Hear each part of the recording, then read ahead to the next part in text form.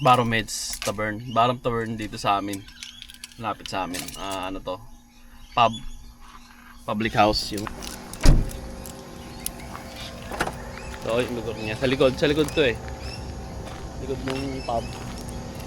Yan. Yung likod niya. Pwede ka mag camper van. Pag may camper van ka, yan, pwede ka mag-park doon. Katulad nung nakapark doon ngayon, meron parking sa likod. Gandang paligid oh. So, Super Cellar, Bottle Shop. Pwede ka bumili ng mga alak. Drive-thru na alak. Tingnan natin yung drive-thru na alak dito. Yung mga alak. Bilaan pa mga beers, mga whiskey.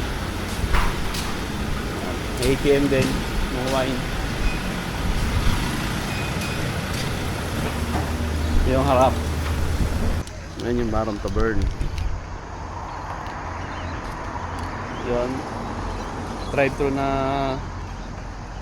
bilihan ng alak. Tapos sa gitna, meron yung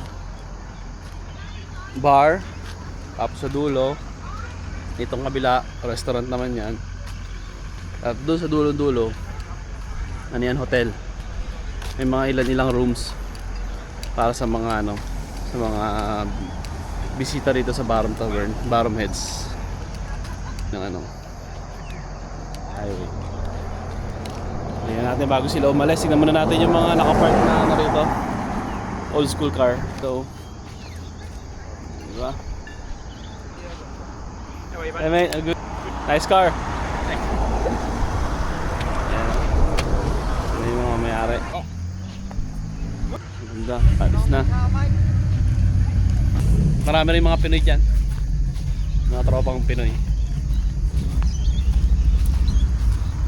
Yun, Super Cellars, Barom Tavern, Bottle Shop.